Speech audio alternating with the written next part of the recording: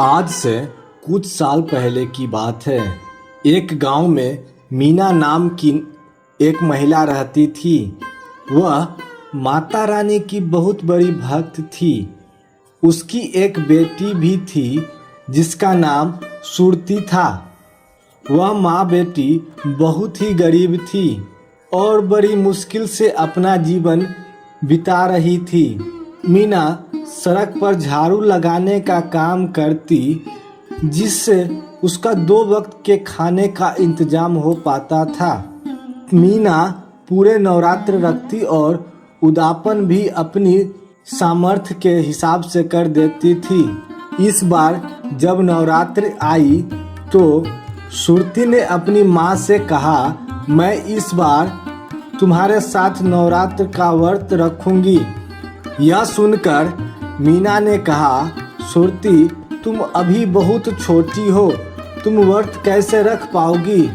सुरती बोली, माँ जिस तरह तुम व्रत रखती हो उस तरह मैं भी रख लूँगी।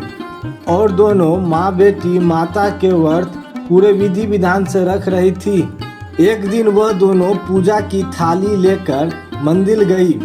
जब दोनों मंदिर पहुंची तो पुजारी ने उन्हें मंदिर के अंदर घुसने नहीं दिया, लेकिन तभी सुरती ने चुपके से माता के चरणों में एक फूल चढ़ा दिया और फिर वहां से चली गई।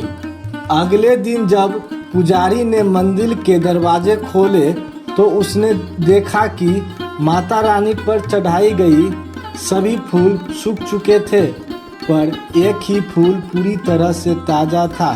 यह देखकर पुजारी हैरान रह गया कि ऐसा कैसे हो सकता है। तभी वहां मीना और सुरती फिर से मंदिर आ गई। पुजारी उन दोनों पर बहुत क्रोधित हुआ और सभी से कहने लगा कि यह दोनों नीच जाति की है और इनके मंदिर में आ जाने से मंदिर अपवित्र हो जाएगा। लोगों ने यह सुनते ही मीना को बहुत मारा। मीना बेहोश हो गई। यह देखकर सुरती बहुत जोर से रोने लगी। तभी बहुत तेज आंधी के साथ एक आकाशवाणी हुई कि मीना और सुरती मेरे भक्त है और वह फूल इनके ही चढ़ाया हुआ है जो अभी तक ताजा है। इन दोनों ने सच्चे मन से मेरी भक्ति की है। सभी ने यह सुनकर मीना और सुरती से माफ़ी मांगी। जब सारे नवरात्र पूरे हुए तो मीना ने अष्टमी पूजा किया और माता रानी का भोग बनाया और फिर उन्हें भोग लगाया। जैसे ही भोग लगाकर दोनों व्रत खोलने बैठी, वैसे ही बाहर से एक आवाज़ आई, बेटी मुझे बहुत भूख लगी है, कुछ खाने को दे दो, 2 दिन से कुछ नहीं खाया।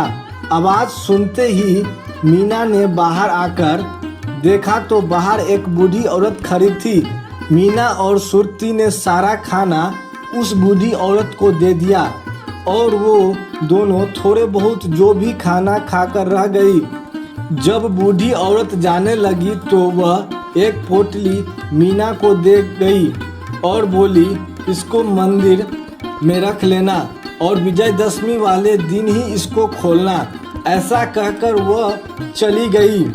विजयदशमी वाले दिन पूजा करने के बाद मीना ने जब पोतली खोली तो उसमें से हीरे जवाहरात निकले।